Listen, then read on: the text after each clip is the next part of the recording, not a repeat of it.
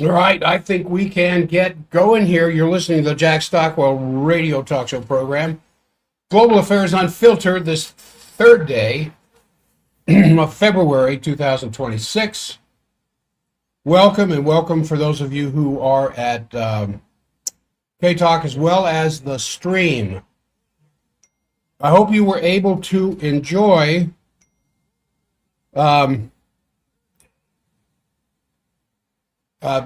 Harley on the show with me yesterday. Always full of content, always clear cut, makes sense, a clear understanding when you create some kind of a collating of all of the pertinent, up to date intelligence from all the different sources that we regularly search through. It begins to be very clear what's going on. And I probably made more positive comments about President Trump yesterday than I have in the last month put together. And it's his deep commitment in his relationship and friendship with Vladimir Putin and Xi Jinping that gives me hope that he might be able to do something against the incredible power of the deep state that is not just in this country, that controls the planet. Now, the extreme turbulence in the world strategic situation right now, and the realigning of forces is proceeding with just breathtaking speed. I mean, accordingly, none of the outcomes of the regional crisis, the spots, are certain by any means, but it's subject to a lot of different factors which can affect the outcome in one way or another. And one of those, probably the hottest spot right now, of course, is the Middle East. The wonderful, beautiful armada, as Trump calls it, is gathering more and more firepower in the Middle East. But according to a story this morning in the Wall Street Journal, the U.S. is not ready to strike Iran right now. And they need to deploy, what they're saying is that they need to deploy more air defenses to be able to repel a possible retaliation. It ain't possible. It's going to happen. Khomeini yesterday just made it very clear. I'll get to some direct quotes from him a little bit later, but he made it very clear that if there's any attack on Iran, it's not going to be like Iran's, limp-wristed response last June, where they realized that it was just a big show on the part of the Western powers, not really meaning to do anything except to make, Trump look good and for Netanyahu to feel safe. But this time, Khomeini says it's all-out war. You do anything, it's all-out war. And we know the Chinese have been delivering missiles. The Russians have been delivering missiles. The Iranians have been making missiles. And so I think the thing that slowed things down a little bit is the understanding that if there is an attack on Iran, Israel will simply cease to exist. Now, the massive armada that the big, beautiful, or the wonderful, beautiful armada, as President Trump said, consists of the USS Abraham Lincoln and other ships, and the U.S. is moving in a THAAD battery as well as Patriot air defense systems to the U.S. bases in Jordan, Kuwait, Bahrain, Saudi Arabia, and Qatar, and a few other places elsewhere.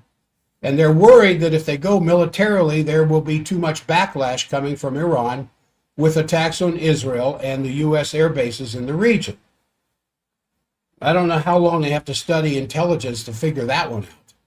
But there are signs that they hopefully may only show up this massive armada to pressure Iran into a deal. But that's very questionable because they're demanding that Iran should not only give up their nuclear plan, their safe domestic nuclear requirements for their multiple nuclear power plants, but they also have to turn over all their missiles. It's how do you sit there across a table with what could be your war enemy and make such a stupid claim. You have to stop all nuclear development, and you have to turn over all your missiles. I mean, it's very doubtful that Iran will agree on that one, because that would make it basically defenseless. And then they would have to trust the United States and Israel, that the United States and Israel wouldn't take advantage of their defenseless position. And who in the world is going to do that? So Khomeini said that he wants to make sure the United States knows and understands that if they attack, it will be all-out regional war. So the propaganda around this is just unbelievable. In Europe, in Germany, in particular, as Harley was talking about, the media is putting out one report after another about the tens of thousands of people who were supposedly killed by the brutal Ayatollah regime, with journalists describing just the absolute most gross details, rapes, mutilation, torture, and completely distorting the picture that was given by other forces like Pompeo, who on January 2nd tweeted that beside every demonstrator in Tehran was a Mossad agent. That statement hasn't been withdrawn. And despite reports by several American analysts who say that the Starlink system, which had been delivered to at least 40,000 demonstrators, was all delivered by the CIA and MI6. So the fact that this is a regime change operation steered from the outside, where obviously the Iranian government had put out a statement that the demonstrations, which had started at the end of December, were legitimate because the population was reacting to the worsening economic conditions that were going on in Iran because the sanctions that the West had put on Iran. So the government had started to talk to the demonstrators, promising to remedy the hardships, and then all these outside agents come in with their ISIS methods, committing terrible atrocities, and they were hitting schools, hospitals, shopping malls, causing all this death, and the media is completely one-sided. Even if it does not come to a new war, which is looming right there in front of all of us, the damage done to international relations by blatantly putting out these kinds of lies is a terrible problem. And I think a lot of people have been taken in by this. And that's the situation. I think we're sitting on a powder keg.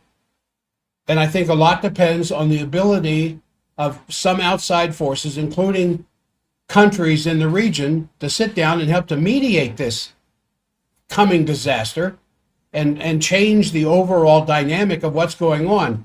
And the ethnic cleansing in Gaza is continuing, so that remains just as terrible as well. Another 70 Palestinians killed here in just the last few days. Then the crisis around Cuba is building up.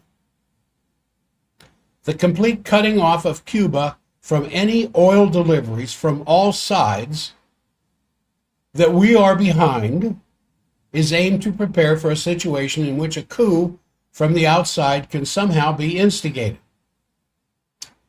So the policies have huge backlashes, and it's a question of how long this double-edged repression from both internationally trying to enforce the U.S. agenda with all kinds of regime change operations in the world, and at the same time the suppression of the population inside the United States. May not be for a long time. One excellent indication of this is what just happened in Texas. We talked about this yesterday in a Republican stronghold district where Trump had won by 17%, and then where the Republican opponent, the Republican outspent their opponent by 5-1, and then the Trump-supported candidate lost by 14%. That's a 31% drop in just one election cycle. Well, obviously, that is a wake-up call for every Republican in office. It is clearly a rejection of President Trump's current policies. I mean, this was a vacant state Senate seat in District 9 in Texas. It included parts of Fort Worth, where the Democrat Taylor Remick defeated Republican Lee Wambsgans. Then Remick focused his campaign on the rising cost of groceries and utilities and the dismantling of the health system, which could be a writing on the wall for the midterm elections.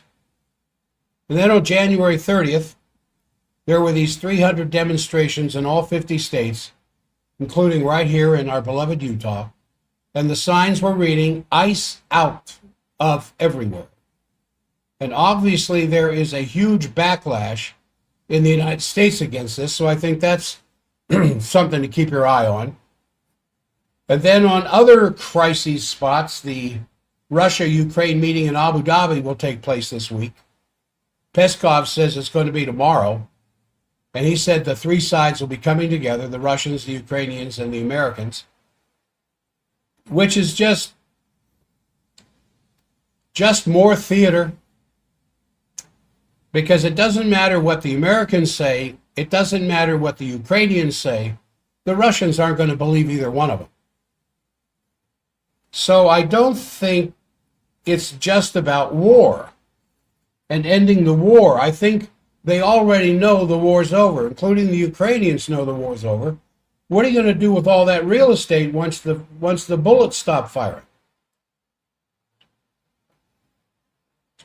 I think that's the major part of the discussion that's going on in these meetings.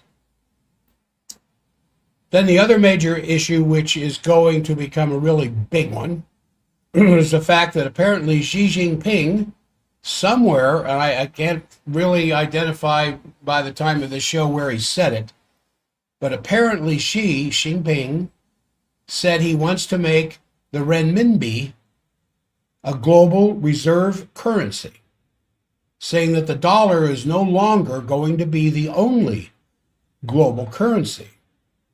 And the renminbi has gained weight in terms of trade already because it's second only to the dollar. Now, some of you might not be quite aware of that, but while you have been sleeping, while I have been sleeping, the renminbi has been catching up on the dollar as reserve currency and means of trade between nations. Now, generally, it's reported that China is preparing itself for this multipolar currency order in which the dollar is not going to be the only reference point.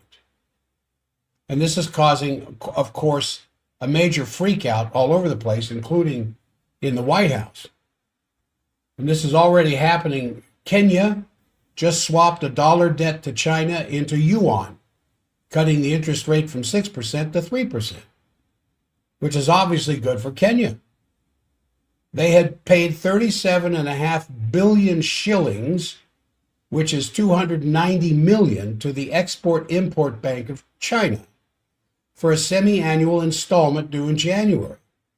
And right behind them is Ethiopia, that's talking about converting parts of its 5 billion debt to Beijing into the yuan as it restructures debt after the default of 1 billion euros in Eurobonds. Now, what's all this mean?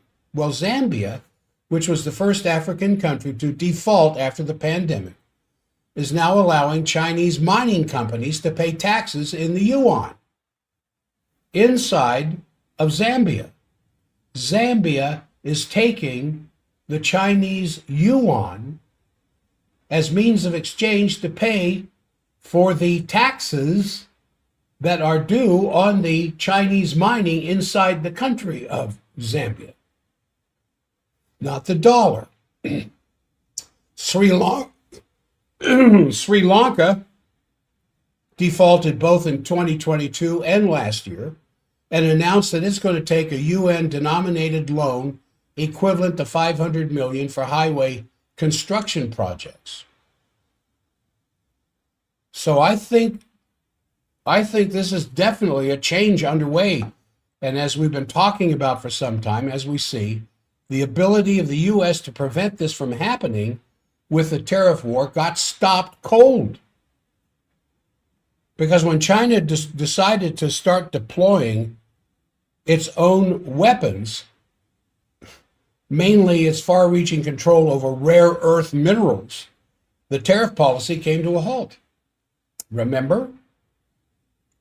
And one can imagine that a lot of weapons that the BRICS countries do have, and I'm talking economic weapons, especially China with its still significant reserves in U.S. treasuries, and other countries likewise, this isn't going to be pretty if it ends up getting ruled by confrontation.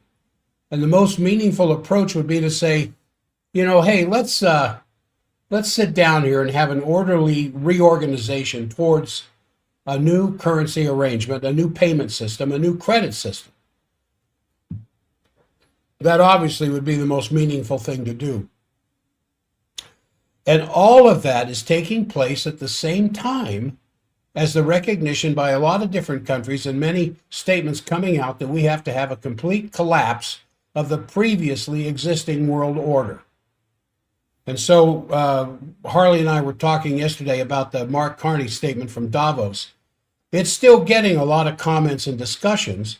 Wang Yi, the Chinese foreign minister, said that the world faces a real risk of regressing to the law of the jungle, and that they have to safeguard the international system with the UN as its core. And of course, they're calling for a better role of global governance, and that is what some people are extremely concerned with. But you see two patterns here taking place at the same time. One is to assert interest by power politics, which is absurd. It's what's got us in the hole that we're in. Nevertheless, people are saying it and pushing it. But then on the other side, you have efforts to pull the world out of the hole through increased trade and cooperation between sovereign nations using gold as their medium of exchange. And still others are trying to go back to the old colonial system. Unfortunately, the Europeans seem to be still caught up in the colonial idea.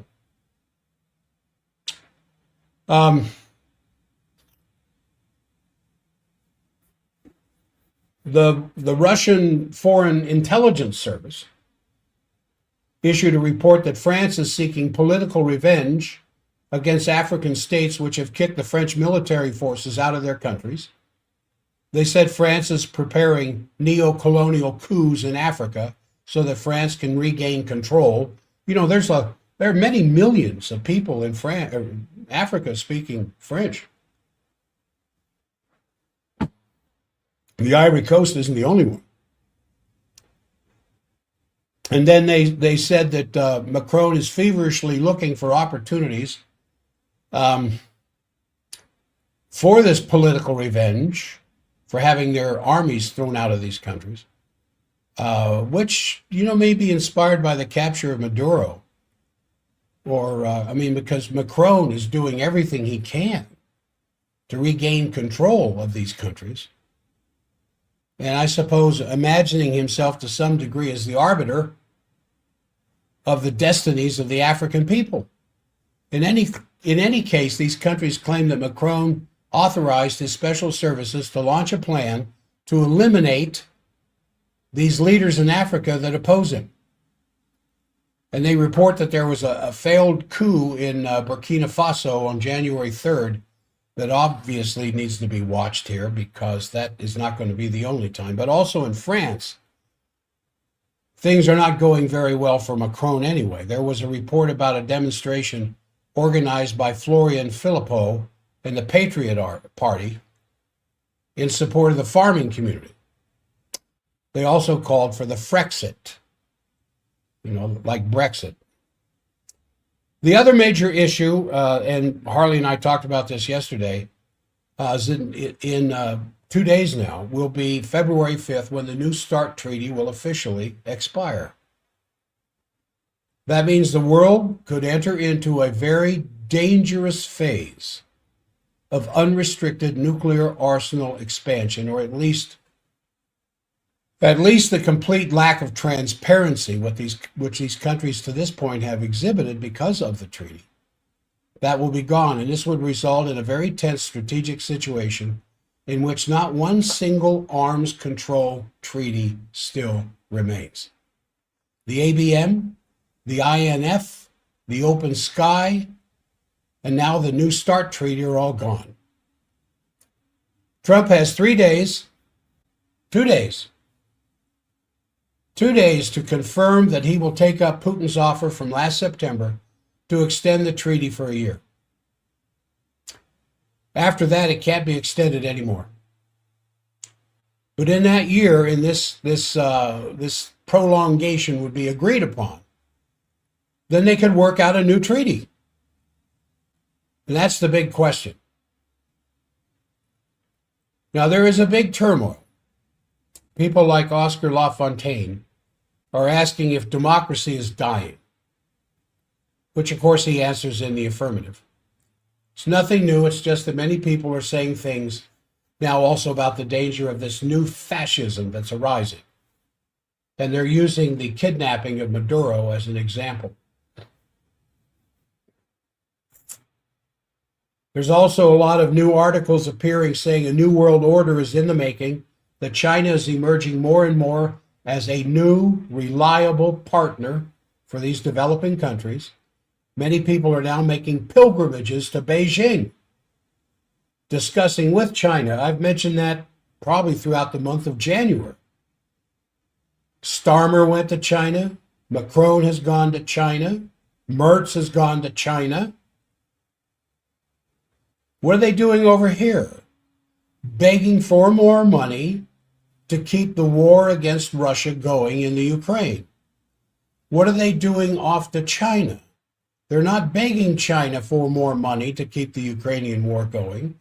They're going to China to set up trade deals because they know the renminbi and the yuan and every other trade establishment with China has greater steel behind it than the tariff wars with the United States. That is a very, very big thing.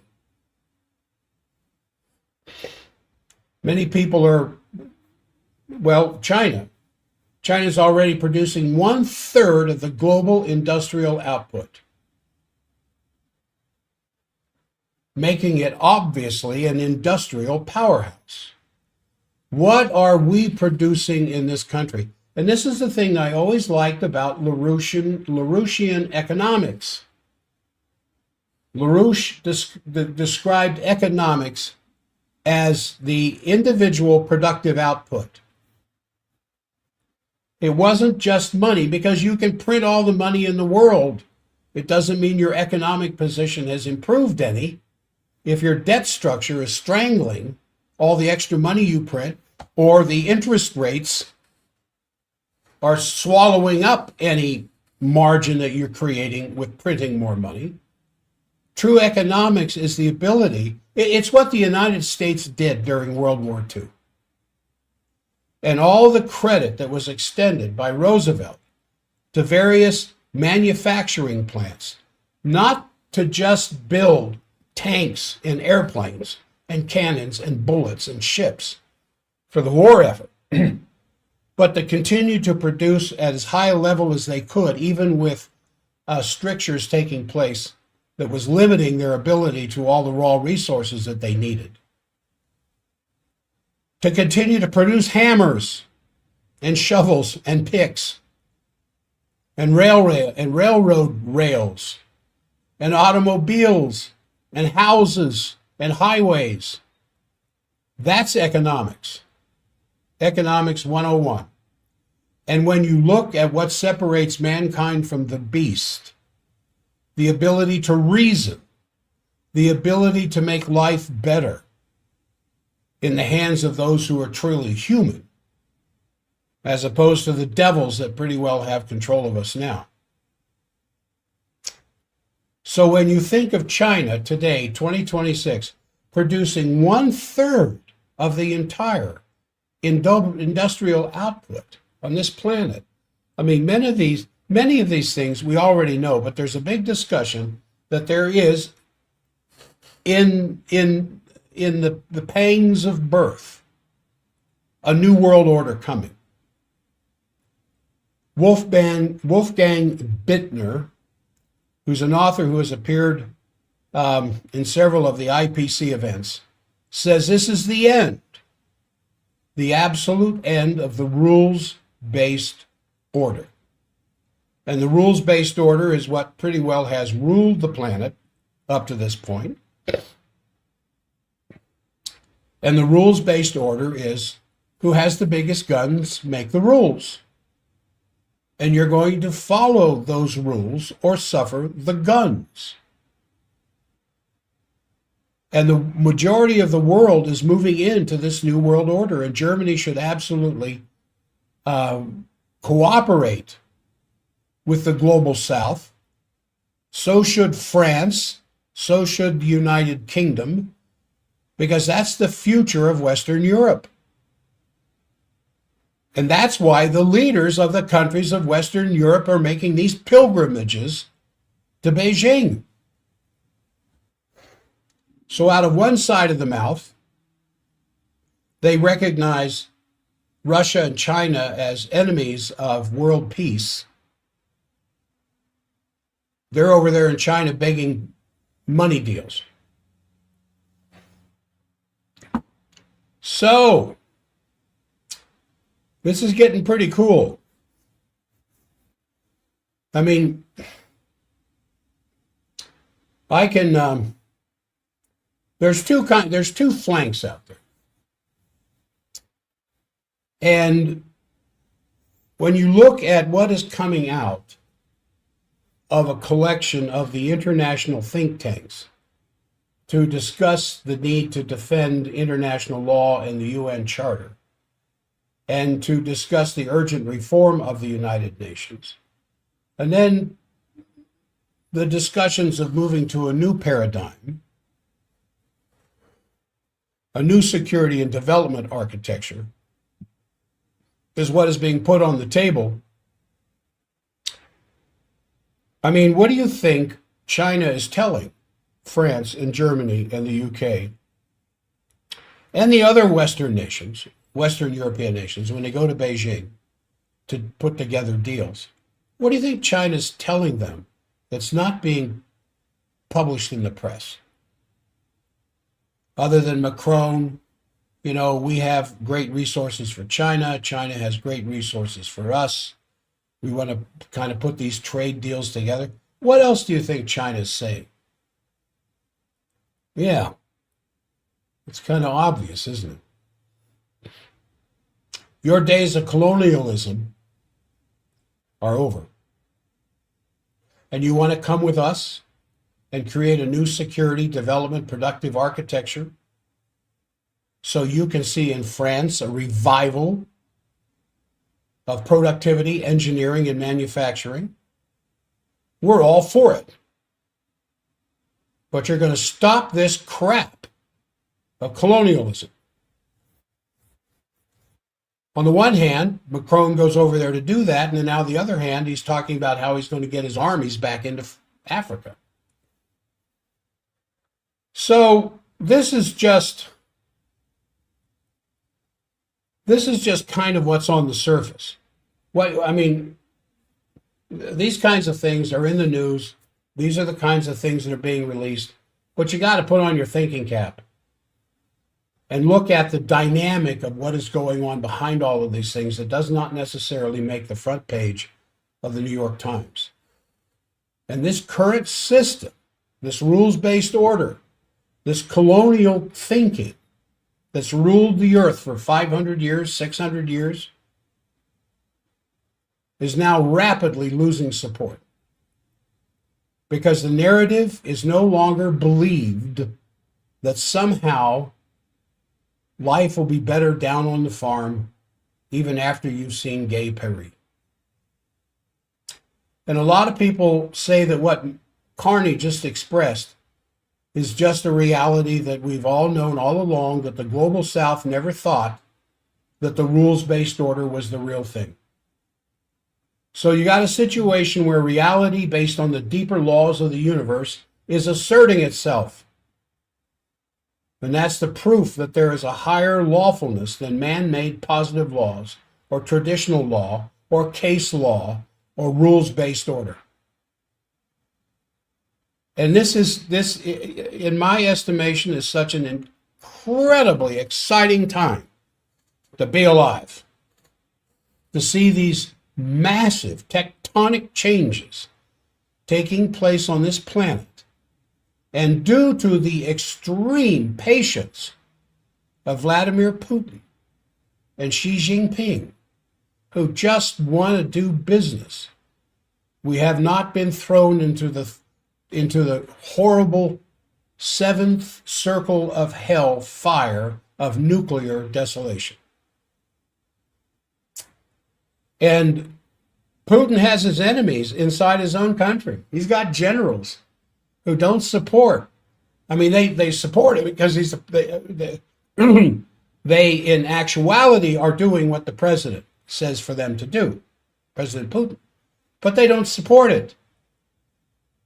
They think they should be marching across the Dnieper, that they should already have taken Zaporizhia and Kharkiv, which was Kharkov, but Kharkiv, and cross the Dnieper and move into Odessa, and then turn north and move to Kyiv until Kyiv finally surrenders and gets rid of the neo-Nazi government that's in there, that still has Nazi symbols on their walls in their offices to this day.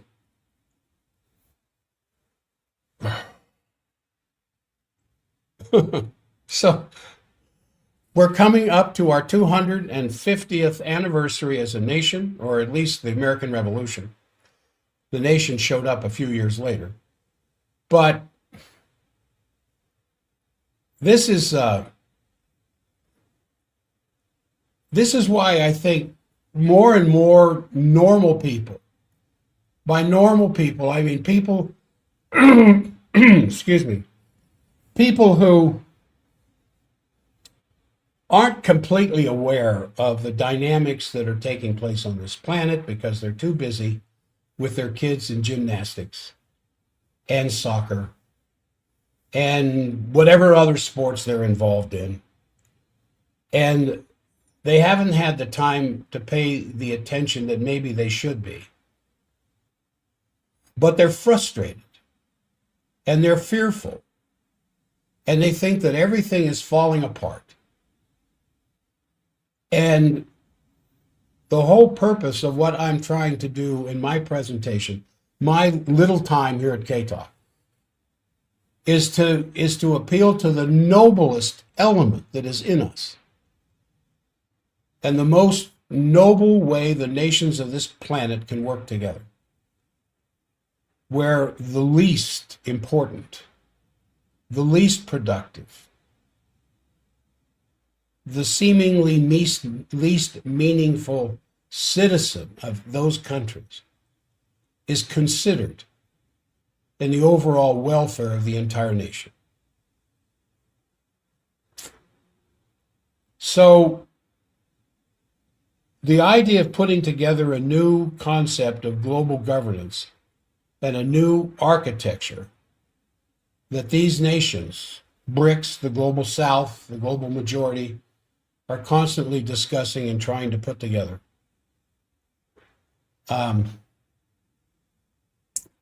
is what needs to be done inside this nation.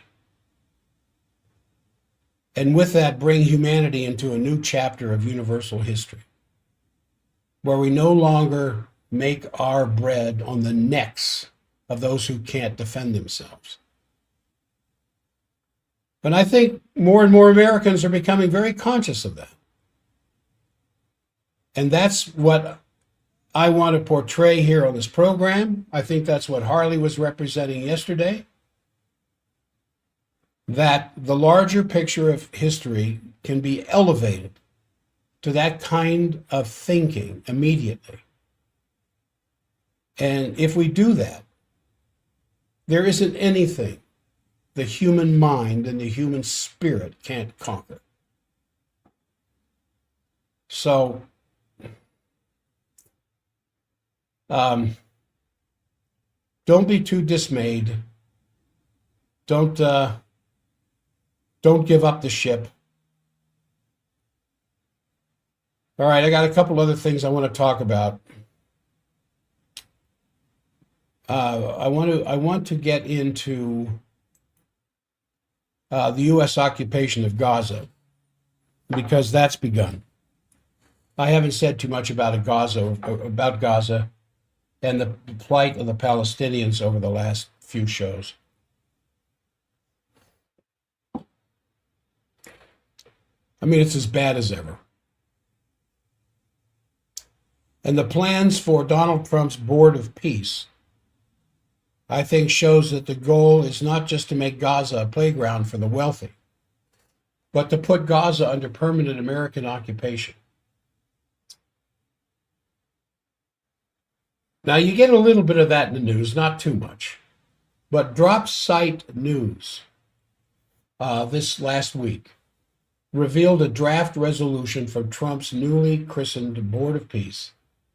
These was 11 members, all billionaires had to buy their way into it. The resolution outlines what is, in essence, phase 2 of Trump's very unrealistic peace plan that simply has ushered in a new phase of horror in Gaza under the guise of a ceasefire. And of course, they haven't ceased firing. They're continuing to shoot Palestinian citizens. I mean, it's almost gotten to the point where you don't want to hear it anymore, don't you? The cries of the innocent family members cuddling their dying son, daughter, father, mother, brother, sister in their arms as they bleed out there in the streets of Gaza is almost to the point where you want to turn your head and watch some episode or series of episodes and just binge something on TV so that you don't have to pay any more attention to that horror. But the actions outlined in this resolution from the Board of Peace ignores the realities of what's going on the ground. And it paints a very, very grim picture of what the United States is planning for Gaza. And far from abandoning this ludicrous and offensive imagery Trump shared in that AI video last year of himself and Elon Musk on a beach in a very unrecognizable Gaza, this resolution is the battle plan to turn Gaza into a playground for the wealthy that Jared Kushner just last week presented at the World Economic Forum in Davos. And it's a Gaza where the only Palestinians remaining are those who will be chosen to be the servants of the new regime. And so, without it being proclaimed as such, without signs being erected on the borders at Rafah or anywhere else bordering Gaza, Gaza is now under the permanent American occupation. And we're using the IDF to clean out the opposition. Now, the Board of Peace itself, BOP, has drawn the most attention, but it's not the focal point for Gaza. The BOP is being set up as an international force to challenge the United Nations. Because how many nations in the United Nations organization support the genocide in Gaza? Well, the last time I looked, just 2. The United States and Israel. And it's the way it's currently populated, the Board of Peace. It's populated entirely by far-right, autocratic billionaires, and probably will stay that way, because these billionaires know how to make more billions off of getting rid of the Palestinians and building this attractive Disneyland for the wealthy. And the Board of Peace will be headed by Donald Trump as in his role as board chair. And it kind of sets up a situation where, as the chair of the Board of Peace, kind of disconnects him as his role of the President of the United States, so that he can do things as the President of the United States that would support the Board of Peace, but looking like he's the chairman of the Board of Peace, acting as the chairman of the Board of Peace. That it's the Board of Peace that's doing these things in and of itself, because he has full power over the composition of the board and full single veto power all by himself of all the actions of the Board of Peace. He will remain in control of the Board of Peace until he decides to leave or he dies. And he has the sole authority to name his successor. You couldn't build a clearer autocracy, a kingship. And it's not just paralleling the ideas of autocratic kingship. It is kingship. Except they can't use that name. They'll use chair. Now, the Board of Peace can delegate its authority as it wishes. That's what it's done regarding Gaza. The executive board of the Board of Peace is the body that will govern Gaza. And the executive board itself will also have other areas within its portfolio. So it too has delegated its power to yet another group, the Gaza Executive Board. And there's considerable overlap between the members of the executive board and the Gaza Executive Board. Now, before you get lost in all of this gobbledygook, in order to establish a kingdom of Gaza, ruled over by the autocratic king himself, there are some very, very familiar names in the Gaza Executive Board. Steve Witkoff, Trump's lead negotiator. Susan Wiles, Trump's chief of staff. Jared Kushner, his son-in-law. And Tony Blair, the former Prime Minister of the UK and one of the primary war criminals unpunished so far of the 2003 invasion of Iraq. And the rest of the names, there are a few of them that may be less familiar, but they're all important, and together they draw a very worrisome picture of how this board's going to behave. If you know the background of people who are making the executive decisions of a particular political or financial entity, you can pretty well predict where that entity is going to go and what it's going to do. Now, Minister Hakan Fidan Ali Al-Thwadi is the Minister for Strategic Affairs of Qatar. He's been a key figure in the negotiations between the U.S. and Hamas for the last year. Israel objected to his inclusion into the executive board, but not too loudly, because Al-Thwadi has cultivated a very strong relationship with Trump. Another member, General Hassan Rashad, is the head of Egyptian intelligence. Mark Rowan is an American billionaire and a major donor to Donald Trump's presidential campaign.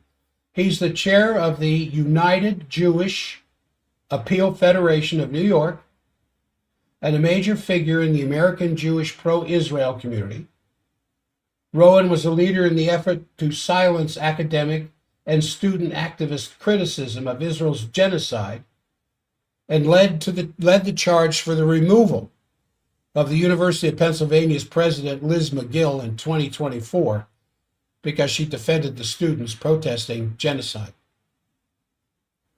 This is what I mean when you know where these people came from, what they've been doing, who are going to be sitting on the executive board. Are they going to suddenly see the light of the beauty of humanity? Or will they continue to see the work power of humanity. Minister Reem al-Hashimi is a Minister of State for International Cooperation of the United Arab Emirates. She was a leading spokesperson in support of the Abraham Accords. Another, what are we doing here time-wise? Another is Nikolai Mladenov, is a longtime Bulgarian diplomat who has served as both a member of the European Parliament and a top United Nations official.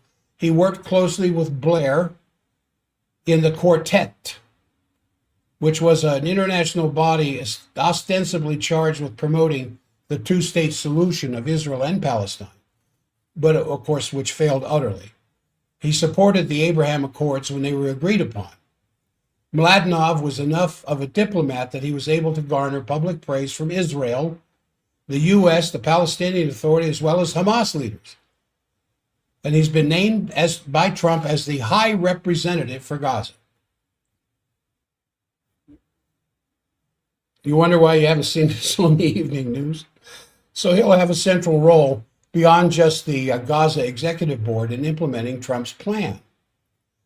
Mladenov expressed skepticism about Trump's first-term deal of the century, so it will be worth looking into how Mladenov won Trump over, which is still being investigated. Yakir Gabe is an Israeli who's also a citizen of Cyprus. He is a billionaire real estate tycoon. Gabe made some headlines with his involvement in pressing the then New York Governor Eric Adams to deploy police to violently crush the anti-genocide protests that were going on at Columbia. Sigrid Kaag is a longtime UN diplomat and former foreign minister of the Netherlands.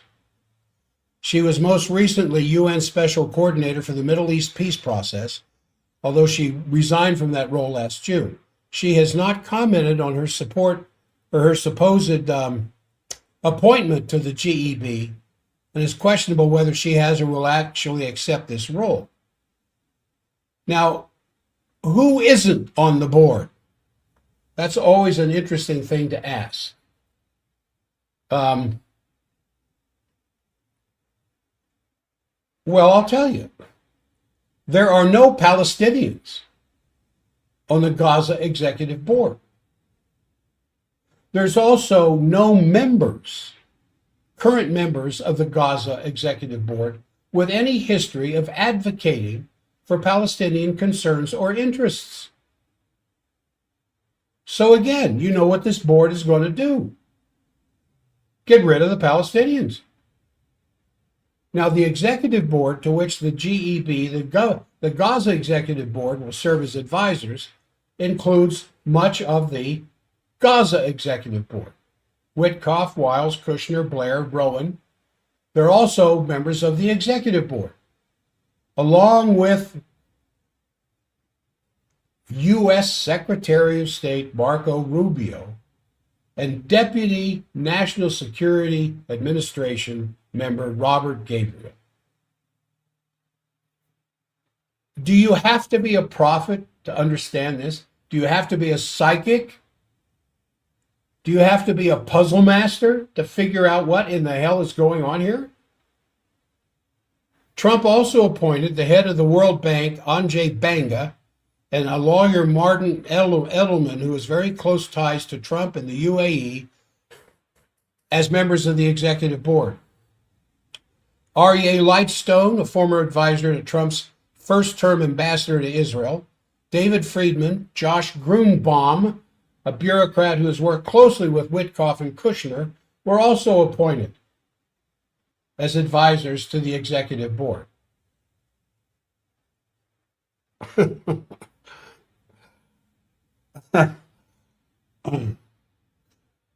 Palestinians will not be included in the planning of Gaza's future. Now, there are no Israelis on the executive board, but it's stacked with Israel first people and supporters of the Israel right and supporters of Netanyahu. Now, this makes the vague mandate of this entire enterprise so much more concerning. Now, the proposal published by Dropsite says that the reconstruction and rehabilitation activities of the board shall be dedicated solely to those who regard Gaza as their home and place of residence. Now, doesn't that sound warm and cozy? The proposal of and the activities of the board, the Gaza Executive Board, will be solely focused on the reconstruction and rehabilitation activities of those who regard Gaza as their home and place of residence. That's a quote. It didn't say Palestinians. It said those who regard Gaza as their home and place of residence. Well, that certainly would include Palestinians, but they didn't say Palestinians. But the proposal offers no opportunity for the people of Gaza to have any say at all in the present situation or the future actions of either the Executive Board or the Gaza Executive Board. And the Executive Board will govern all the laws. What laws, you ask, being the intelligent people you are? Not the laws of Israel, the laws of the Executive Board of Gaza. Gaza is being turned over to the Board of Peace. Who sits in control of the Board of Peace? The one who sits in control of the Executive Board and all the appendages thereafter. Your president, Donald John Trump. Now, the Executive Board governs all the laws. As I said, an American-led international stabilization force controls all security. Oh my goodness. It just gets more and more obvious. The International Stabilization Force will govern all security of the areas controlled by the Executive Board. What, might you ask, is the International Stabilization Force consisting of?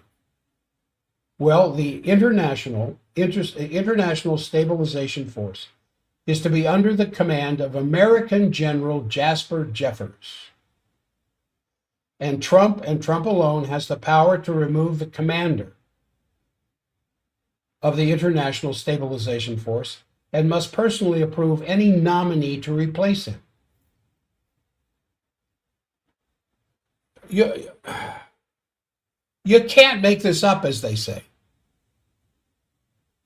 Now, this is quoting from the plan. Only those persons who support and act consistently will be meaning Trump's comprehensive plan for Gaza, will be eligible to participate in governance, reconstruction, economic development, or humanitarian assistance activities in Gaza. In other words, Palestinians who wish to be a part of Gaza in any way must meet Trump's litmus test of support for the external American control of the Gaza Strip. The same will be true for any business or non-governmental organization or any individual who wants to participate in any way to rebuild Gaza, physically, politically, or economically. They have to pass Trump's litmus test. Where is this putting Trump? This is, to me, this is like King Arthur after the internal wars of Great Britain, sitting at the round table with his knights, saying, not might makes right, but might for right. to change the entire political dynamic of the power of Camelot into something that builds nations. To me, this is the exact opposite of what King Arthur did. Whether legendary or factual doesn't matter. The concept of what Arthur represented in Arthurian England. This is exactly the opposite. Because ideally, for Trump and Jared Kushner, Gaza is going to be transformed into a giant company town. And most of the coastline is going to be dedicated to tourism.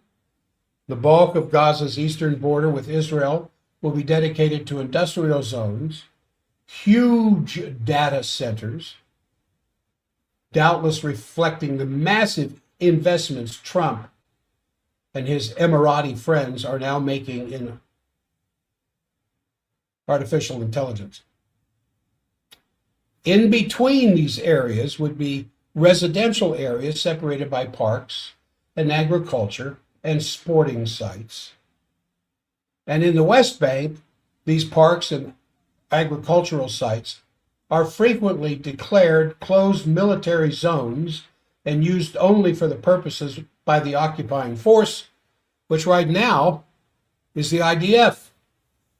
And as has been apparent from the beginning, the only role currently envisioned for Palestinians is in the administration of the executive board's decisions. In other words, Palestinian technocrats, Palestinian laborers, Palestinian office workers would be permitted to carry out the decisions made for them by their ruling masters. Now, this resolution provides only a bit of substance to the half-baked ideas that have been coming out of the Oval Office since October. And it continues to envision a near future where Hamas has voluntarily disarmed, Israel is pulled out of the Gaza, and the International Security Force has assumed security control that is to be welcomed by whatever Palestinians are made in Gaza. And all of that remains fully in the realm of fantasy.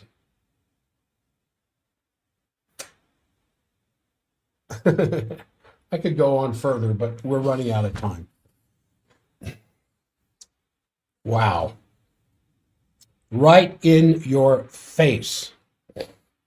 I just want to mention that the half-off special is still going on at my clinic, where the original charges and fees that were involved with starting a brand new patient is cut by 50%.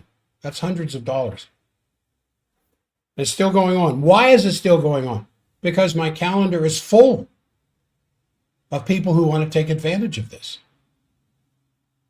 And just these people with soccer injuries to the head, people with injuries to the head where things have fallen on them from above, that have suffered for decades of migraines and neck pain, getting wonderful relief within 2 or 3 visits, 2 or 3 treatments. Car accidents 4 or 5 decades ago that are still leading to disabling pain and suffering, feeling better within a few visits, few treatments in the office, where these people would not have come because of full price before. Now are coming in at half price.